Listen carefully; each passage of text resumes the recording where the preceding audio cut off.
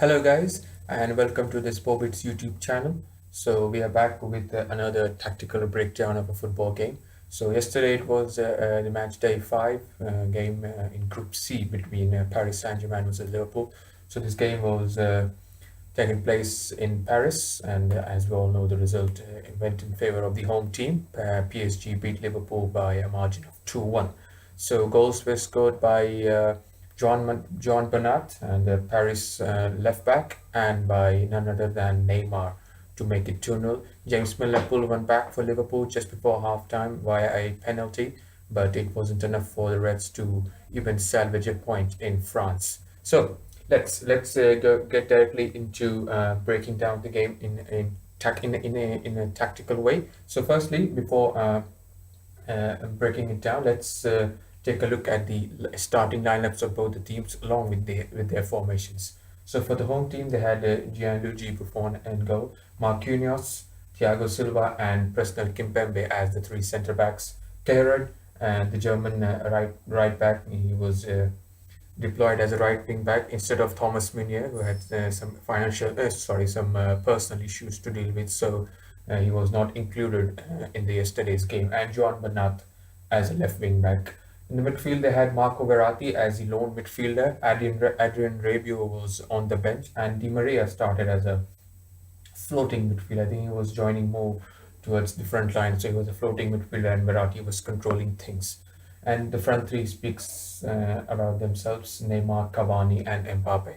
Right. So for the away team, they had Alisson Becker in goal. No doubt about that. The only change in defense was bringing Joe Gomez at right back, and Dejan Lovren, Virgil van Dijk, and Andy Robertson um, keep their places. In midfield, they had Jordan Henderson as a number six as a holding midfield, Gini Wijnaldum as a right-sided central midfielder, and James Milner on the left-hand side. And the front three, Salah, Firmino, and Mane, were there. So in terms of how the game will pan out, I think PSG set the tone of the game by starting it very fast. I think the way Verratti started to control things from the first minute, even though he was the only only genuine midfielder in that midfield area for Paris. See, Di Maria was floating all over the pitch. He was here, he was supporting Cavani, he was even here also in spaces. He was trying to exploit spaces in between the lines. And Verratti was the one who was controlling this area of the pitch. And it is shame from Liverpool's point of view, even though it's an away game, that they couldn't mark or virtually man mark or double mark this guy who was taking the ball, who was turning past either Milner or Firmino in this position, who were trying to press, and there was no support from Wijnaldum and Henderson in trying to press one guy. Because every time Paris Saint-Germain played out from the back, okay, these three were pressed out: Kimpembe, Thiago Silva, and Marquinhos. Salah, Firmino, Mane did a good job in pressing these out whenever required. So once the ball went to Verratti, no two players went to the Italian and pressed him hard so that he cannot dictate the tempo of the game. He at once Firmino is marking him, or once James Milner is marking, they were pressing him singularly. So if you press a player of the quality of Marco Verratti one on one, he's going to turn you away. He's going to turn you away. There were many occasions he turned Firmino away and went to these positions in space just because Wijnaldum and Henderson were very passive, very passive. And I think the performance of Gini Wijnaldum in the first half, I should say, was very passive. I think the only contribution in the first half was him getting a yellow card. And Henderson also very passive. As a number six, you have to understand that the opposite midfielder is trying to control the game. So either as a captain, you deploy two guys that whenever he has the ball, two people will be straight at him and trying to stop the count, trying to stop him dictating the game, trying to stop him playing the forward passes towards Neymar, Cavani, or Mbappe, or even Di Maria. So this is where the first battle was lost. The second battle was down here. I think Liverpool made a mistake. It's not. I think everybody was saying that Gomez should start because he's defensively he's more sound, and Lovren and Van Dijk centre back partnership will work. But the thing is, Trent, yeah, and they were also scared that Trent Alexander-Arnold might be a little too soft for Neymar and Neymar will dribble past him, will circle past him, and create goal scoring opportunities. But as we see how the game panned out, it was you know, they were trying to pounce on the mistakes. They made a very fast start, but once they got a goal lead or a two-goal lead, and they both the goals came from this side. I think Gomez was a more of a defensive-minded selection from Jurgen Klopp. So I think he really didn't help himself by sometimes going forward and getting caught in between. So I think if he's here as a defensive right back, then he stays with the centre back and let Wijnaldum take this position and attack on right hand side, and Salah come inside to attack Kimpembe. But the thing was, at times we saw Gomez in this position, and then there was a space, and I think if we can clearly say that Trent Alexander-Arnold is more proactive as a right back than Joe Gomez. This is where Liverpool have a problem, because if you're scared that Trent Alexander-Arnold can be caught out defensively, then you are playing one of your best centre backs in that position. Gomez has pace. Gomez has defensive nouns, but he has been pretty good. He has been, I think, more than he has held more than of himself with Virgil van Dijk. I would say he has at par with Virgil van Dijk from the performances we have seen this season. So there's no point putting a best centre back at right back and risking him there. It's better. It is no disrespect to Lovren, but I think Gomez in this season is better than has been better than Lovren. So Gomez and Van Dijk centre back partnership should never be uh, broken down just because the game or the situation demands it.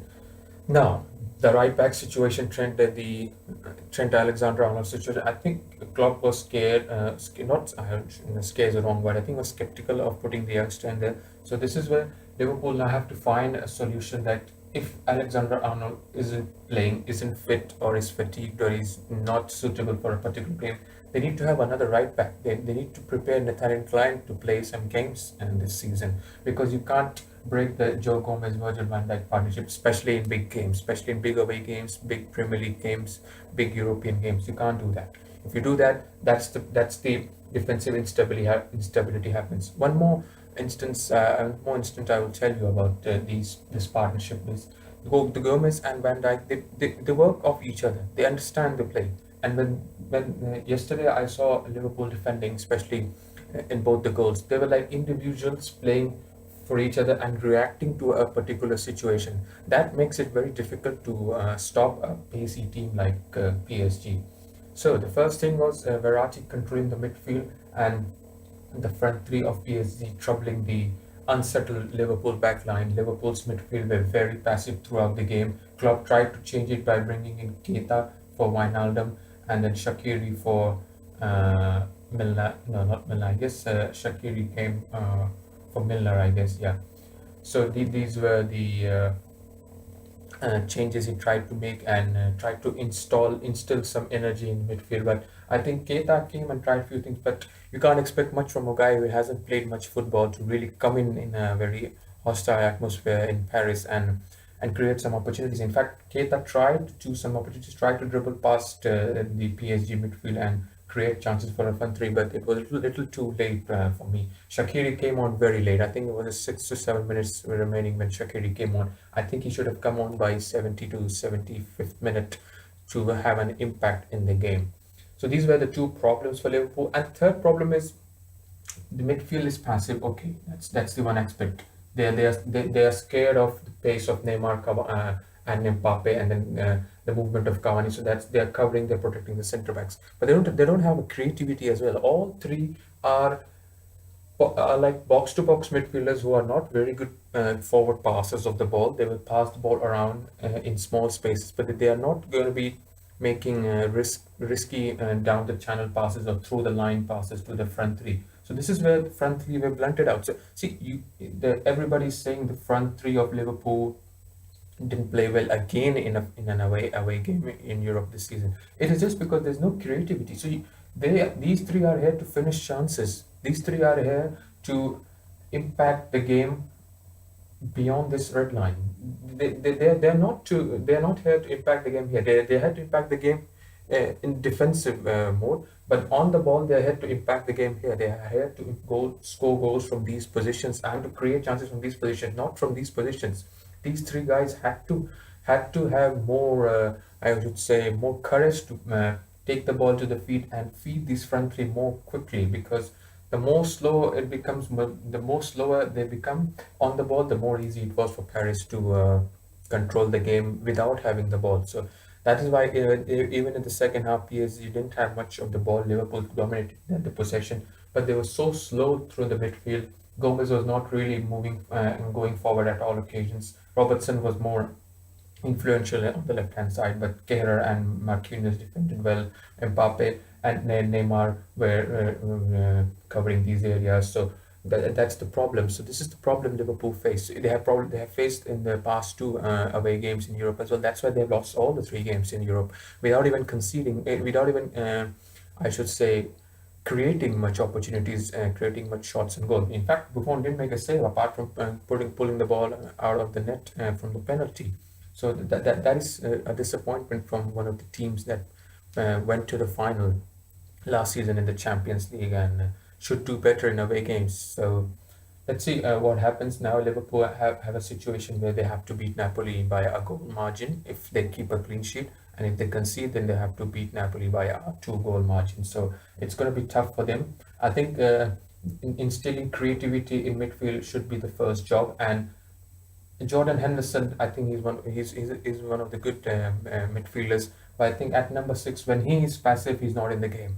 See, few midfielders try to remain passive, just protect the centre backs. But Henderson's game is more of an energy game. So if he is passive in a game, if he's lethargic, if he's very slow, then Henderson is of no use, because his passing range forward has been good, but sorry, but he's not those kind of he's not that kind of a midfielder who's going to dink one through and place the pace play Salah and Mane and try to put them in behind a PSG defense. And then he's not really defense reading defensive midfielder. So if he's not pressing, if he's passive, then Henderson is not in the game. Then it's better to have Fabinho, because he's an intelligent player. He can read the game. He can stand in a position, remain deep, mark a particular man, and then do his job.